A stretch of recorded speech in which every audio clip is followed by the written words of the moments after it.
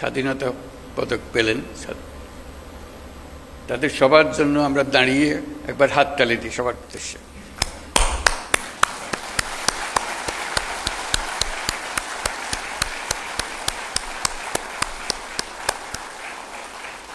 ধন্যবাদ।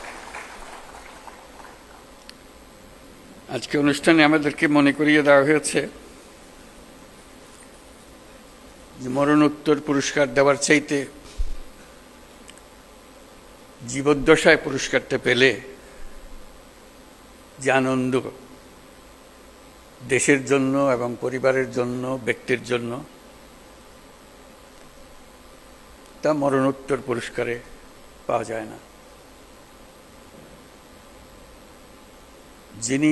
যাকে আমরা সম্মান দেখাচ্ছি তিনি আমাদের সঙ্গে নেই। আমরা যেন আগামীতে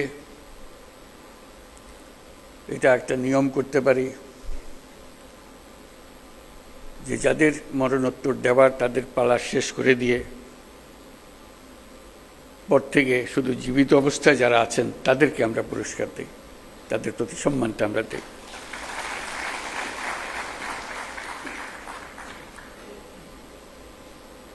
তারা আমাদের জাতিকে এক মহান উচ্চতায় নিয়ে গেছে।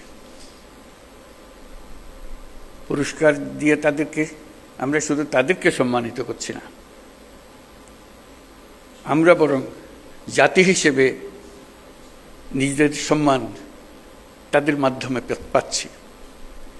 তারা প্রত্যেকেই আন্তর্জাতিক ক্ষেত্রে বহুল পরিচিত। তারা সারা জাতির জন্য অনেক কিছু দিয়ে গেছেন।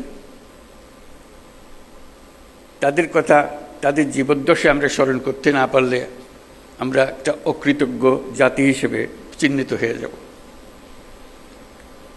আমরা চাই যাদেরকে আমরা এই সম্মান দিতে চাই যথাসময়ে সেটা যেন আমরা দেই। উপস্থিত সুধীবৃন্দ, সবাইকে আমার শুভেচ্ছা এবং সালাম জানাচ্ছি। আসসালামু আলাইকুম। আজ 25শে মার্চ মানব সভ্যতার ইতিহাসে কলঙ্কিত এক হত্যাযজ্ঞের দিন। 1971 সালের আজকের রাতে পাক হানাদার বাহিনী নিরস্ত্র ঘুমন্ত বাঙালির উপর নির্মমভাবে গুলি চালিয়ে হাজারো মানুষকে হত্যা করে। 25শে মার্চ থেকেই এই দেশের মানুষ সশস্ত্র প্রতিবাদে জেগে উঠেছিল। 9 মাসের যুদ্ধের মধ্য দিয়ে স্বাধীন হয় বাংলাদেশ। আজকের দিনে গভীর শ্রদ্ধার সঙ্গে স্মরণ করছি স্বাধীনতা যুদ্ধে সকল বীর শহীদ ও মুক্তিযোদ্ধাদের।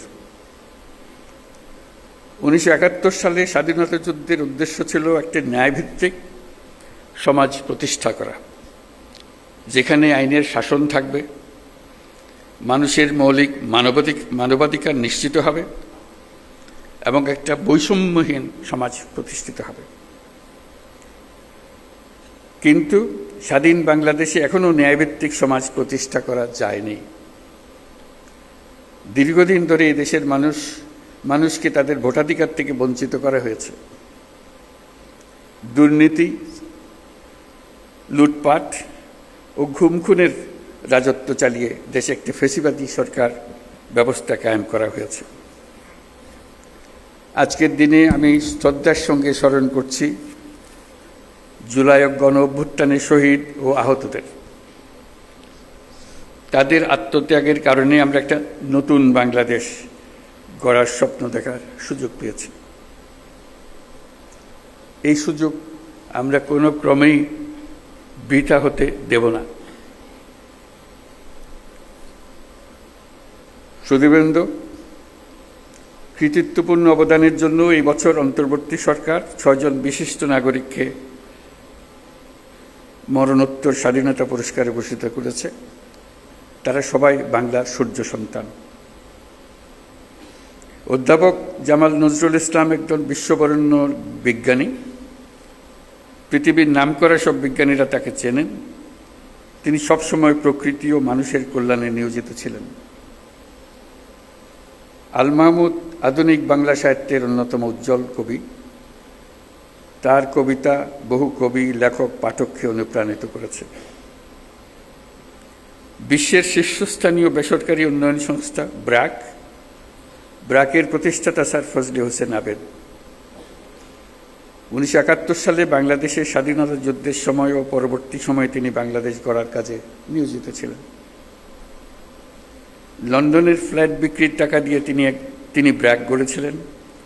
প্রান্তিক গরিব মানুষের জীবনমান উন্নয়ন সহ বহুমুখী কাজে ব্র্যাক এখনও গুরুত্বপূর্ণ ভূমিকা রেখে চলেছে। লেখক ও বুদ্ধিজীবী বদরুদ্দিন ওমরকে রাষ্ট্রীয় সম্মাননা জানাতে পেরে আমরা আনন্দিত ও সম্মানিত।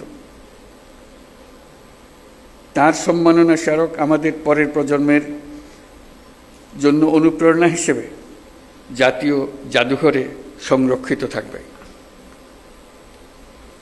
বাংলার সঙ্গীত ও আর্টের দুই উজ্জ্বল নক্ষত্র আজম খান ও নবের আহমদ। পূর্ব বাংলায় নবেরার হাতেই প্রথম ভাস্কর্যের উদ্বোধন হয়। তিনি আধুনিক ভাস্কর্যের পথিকৃৎ। আর বাংলা পপ গানের সম্রাট আজম খান মহান মুক্তিযুদ্ধে গান গেয়ে এদেশের তরুণদের অনুপ্রেরণা জুগিয়েছেন।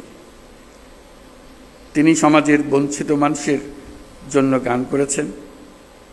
আজম খান এদেশের হাজারো তরুণ সঙ্গীত শিল্পীর আইকন। যে জেনজি প্রজন্ম জুলাই গণঅভ্যুত্থানে নেতৃত্ব দিয়েছে, তাদের অনুপ্রেরণার নাম বুয়েট শিক্ষার্থী আবরার ফাহাদ।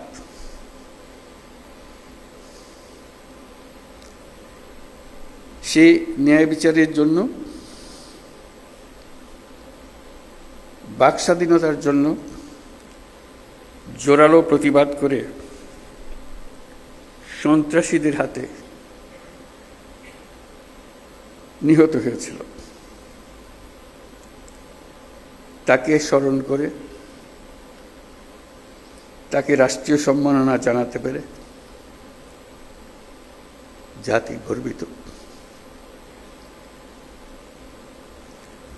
যারা আজ এই সম্মাননা পেলেন তারা জীবদ্দশায় এই প্রাপ্তি দেখে যেতে পারেননি। এটা অত্যন্ত বেদনাদায়ক। আজকের দিনে তাদের অবদানকে আমরা কৃতজ্ঞতার সঙ্গে স্মরণ করছি। স্বাধীনতা পদক প্রাপ্তদের স্বজন যারা আজ এখানে উপস্থিত আছেন, তাদের প্রতি আমার শুভেচ্ছা ও সহমর্মিতা জানাচ্ছি। জাতীয় জীবনের বিভিন্ন ক্ষেত্রে অনন্য অবদানের স্বীকৃতি হিসেবে আজ আপনাদের স্বজনরা সর্বোচ্চ রাষ্ট্রীয় পুরস্কার পেয়েছেন। দেরিতে হলেও তাদেরকে এই স্বীকৃতি ও সম্মান প্রদান করতে পেরে আমরা সবাই আনন্দিত, দেশের সবাই আনন্দিত। তাদের কাজ যুগ যুগ ধরে প্রজন্ম থেকে প্রজন্মে তরুণদের মধ্যে অনুপ্রেরণা ছড়িয়ে দেবে।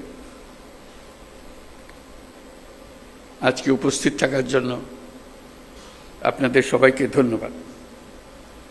আবারও সকলকে মহান স্বাধীনতা দিবসের শুভেচ্ছা জানিয়ে বক্তব্য শেষ করছি। আল্লাহ হাফেজ।